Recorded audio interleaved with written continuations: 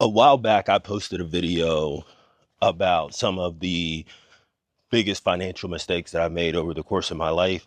That video did pretty well.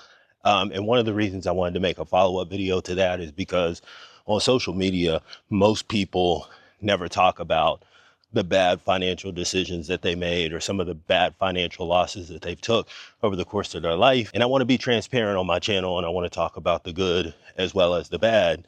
So in today's video, we're going to be doing a follow-up to some of the worst financial decisions that I've made over the course of my life. The very first one is waiting so long to get financial education. 20 years ago, the information wasn't as readily available as it is today, but that's still no excuse. There's always been a method and a mechanism to get the information on how to actually not just build wealth, but get to zero. And when I talk about getting to zero, that's just getting rid of all the commercial debt and having a meaningful life, because everything that we own is on credit.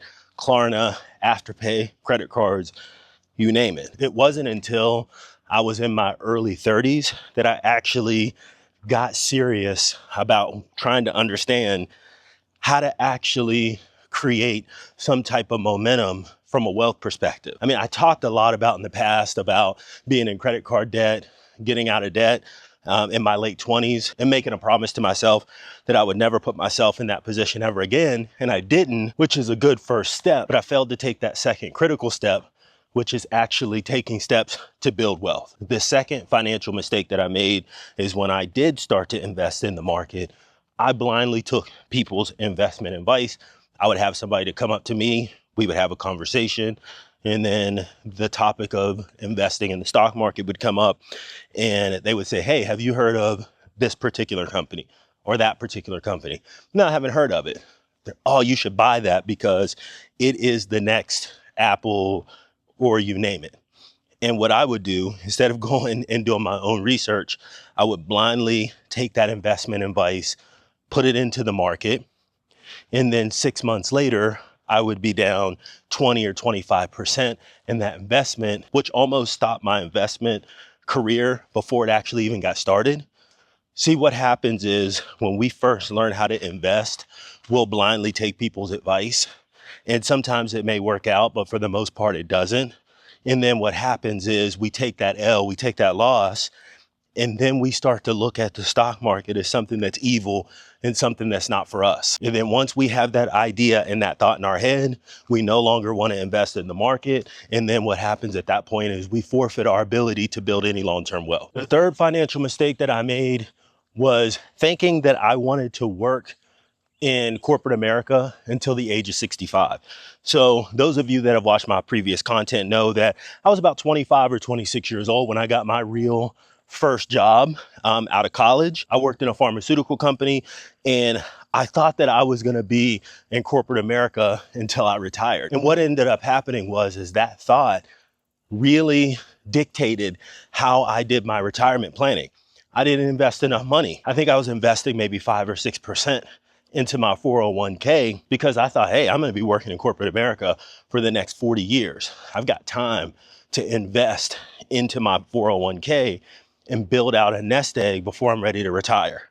Now, fast forward 20 years later, and my thought is, hey, I'm not hanging out in corporate America until I'm 65. And it's not because I hate my job. It's because I want to be able to have the option to walk away on my terms, and not only walk away on my terms, be able to live the life that I've always wanted to live.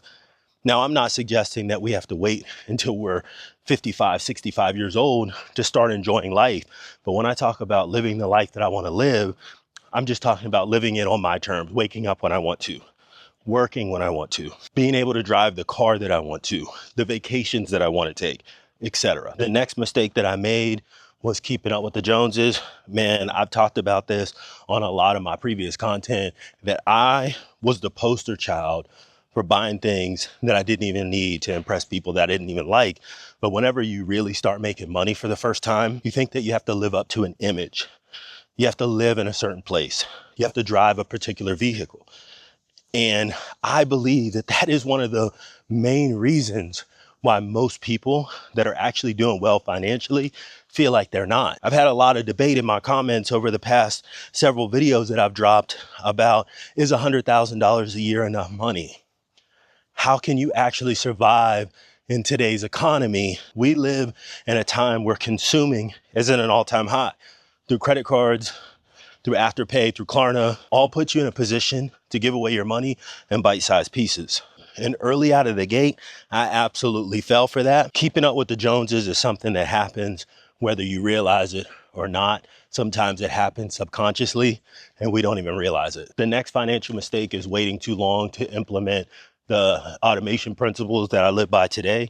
I automate as much of my life as humanly possible. And that's not something that I did in my 20s or in my 30s as much that I do now. Again, things were much different in the 2000s than they are today. But again, we don't make excuses over here. I could have put myself in a position that I'm in today much sooner had I actually just automated my life, because you can be disciplined, you can be responsible, but just like anything else in life, things can go sideways. You may not feel like doing something one day, or you may just forget it completely. And when you set up automation, that helps you to remove any of those barriers. And that's one of the reasons in the $100,000 portfolio challenge that we're doing on my channel that I stress automation so much. Because if you take yourself out of having to do an activity, especially like wealth building, you can get there by just having to set something up one time and then letting automation do the work for you. All right. And then the next financial mistake is waiting so long to actually start and max out my health savings account. Man, health savings accounts are the only triple tax advantage accounts that W-2 earners have to invest your money, to allow it to grow, to allow it to pay for future medical expenses, and to also get a tax reduction whenever you get paid. And that's not something that I focused on in my 20s or even really in my early 30s. And it wasn't until my late 30s when I really started to lock in and started to max this account out. And one of the things I really like about this account is that you can actually invest it in the market. So you have the HSA, which you own, and you can invest that in the market. So for example, if I want to invest my HSA balance, my health savings account balance, into SPY, which tracks the S&P 500, I can do so every single month for the next 15, 20 plus years, however long it takes until I'm ready to step away and retire. That money grows tax-free in that account. I can pull it out tax-free and use it on qualified medical expenses. And on the front end, I didn't pay any taxes on it because it was a pre-tax contribution, triple tax advantaged account. And then the last financial mistake that I made is kind of related to finances, but it's really time. So right out of college, I started in the pharmaceutical industry. I was working at a company that was very demanding. You would work 50 to 60 hours every single week, and that was normalized. And during that time, I was trying to grind, I was trying to get after it, I was trying to learn. And this is when I thought that I was going to be in corporate America for forever. I didn't think I would ever want to leave corporate America. And I lost so much time with my family and my personal life. And that's one of the trade-offs that you have to give when you don't set yourself up to be able to live life on your terms. And that's why I always stress playing the best defense, which is having a strong offense, which is investing in yourself, investing in your financial future, which will lead to you to having the option to live life on your terms. Guys, what do you think? I often see so many people on social media and they always talk about their financial wins.